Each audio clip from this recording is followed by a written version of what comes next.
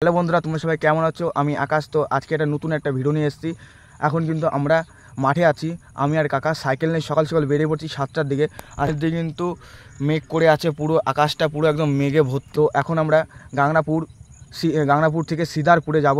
সিদারপুরে এক মুসলিম লোক মা কালী ঠাকুরের সাধনা পেয়েছে, তো ওখানে কিন্তু অনেক লোকজন, দূর দূরান্ত থেকে লোকজন আসে।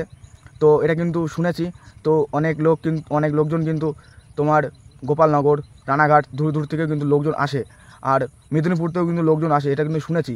আর আজকে কিন্তু ওখানে যাব আমরা, আর ভিডিওতে কিন্তু তোমাদের দেখাবো।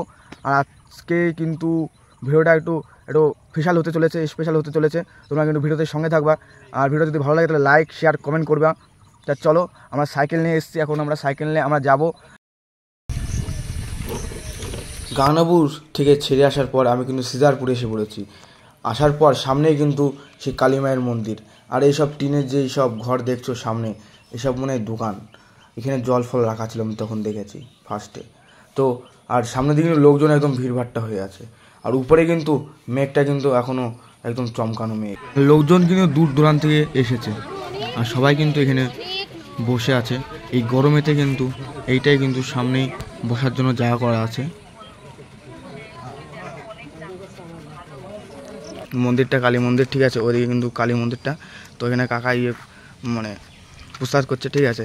তো আমি ওখানে যাবো। এখানে আসার পরে কিন্তু গাংনাপুরতে যদি আসো তাহলে তোমরা কিন্তু তোমরা কিন্তু বাঁ দিক দিয়ে ঢুকবা, ঠিক আছে, বাঁ দিক দিয়ে ঢুকবা।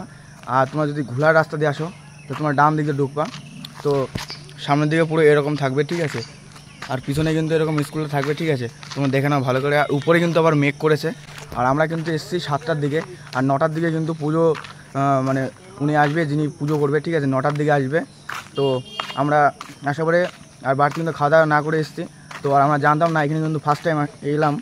তো আমরা দোকান থেকে কেবল জল আর বিস্কুট খেলাম। তো এখন আমরা কালী মায়ের মন্দিরের দিকে যাব। তো ভিডিওটার সঙ্গে থাকো, তোমাদের পাই টু পাই সব জিনিস তোমাদের দেখাবো। আর গাংনাপুর থেকে আসতে কিন্তু ভাড়াটা কত লাগে সেটা এখন আমি বলতে পারবো না। তো আমি বক্সে লিখে দেবো, ডিসক্রিপশন বক্সে। তো তোমরা ওখান থেকে দেখে নেবা।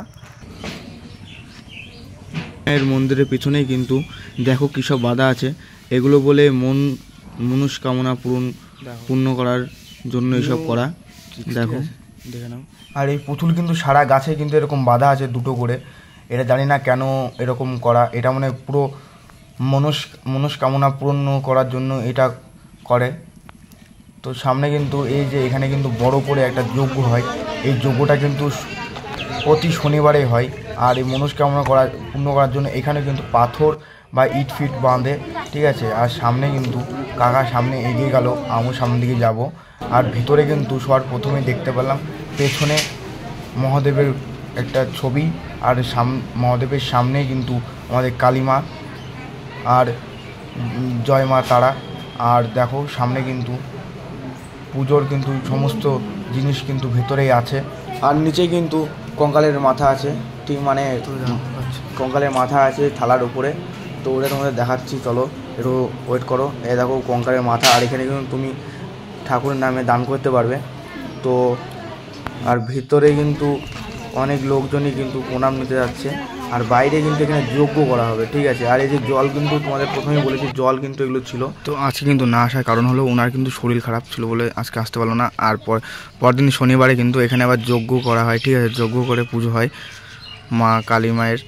তো আজকে আর উনি আসলো না বলে সব লোকজন কিন্তু এখন চলে যাচ্ছে, ঠিক আছে। আর আমরা এখন বেরিয়ে যাবো, কারণ হলো সময় কিন্তু এখন বাজে তোমার 9:55 বাজে। তো এই টাইমটা কিন্তু রোদ্দুর হয়, সেই জন্য এখন আমরা বাড়ির দিকে যাব। তো আর লোকজন কিন্তু তখন প্রচুর ভিড়ভাট্টা ছিল, তো এখন কোনো ভিড়ভাট্টা নেই, প্রথম দিকে পুরো ফাঁকা। আর লোকজন কিন্তু মন্দিরে কিন্তু গেছিলাম, ঠিক আছে, মন্দিরের ভিতরে কিন্তু প্রচুর পরিমাণে কঙ্কালে মাথা দেখলাম, ঠিক আছে। তো মানে পুজো হয়, আমি তো ভিতরে গেলাম, ঠিক আছে। কিন্তু কালীমাকে দেখতে খুব সুন্দর ছিল। তো আর এখানে কিন্তু জলের বোতল দিয়ে কিন্তু সাইড দিয়ে রাখা ছিল, কিন্তু বুঝতে পারলাম না ওটা কী কারণে ছিল বোতলে রাখার, সেই জন্য আমি কাছে চলে এলাম। আর পিছন দিয়ে কিন্তু ওই পুতুলগুলো রিজন হলো কিন্তু তোমার ওই যে ঢাকা, ঠিক আছে, মানে মনস্কামনা পূরণ করার ওসব দেওয়া আছে, ঠিক আছে। তো ভিডিওতে সঙ্গে থাকবা। মা কালী মন্দির থেকে আমরা এখন বাড়ির দিকে যাচ্ছি।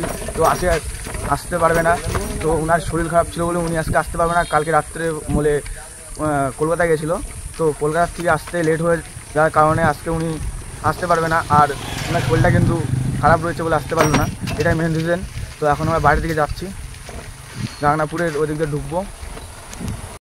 তো হ্যাঁ, তোমাদের আজকে কেমন লাগলো তোমরা একটু কমেন্ট করে বলবে। তো দেখা হচ্ছে নেক্সট কোনো ভিডিওটা ভালো লাগলে কিন্তু লাইক শেয়ার কমেন্ট করবে।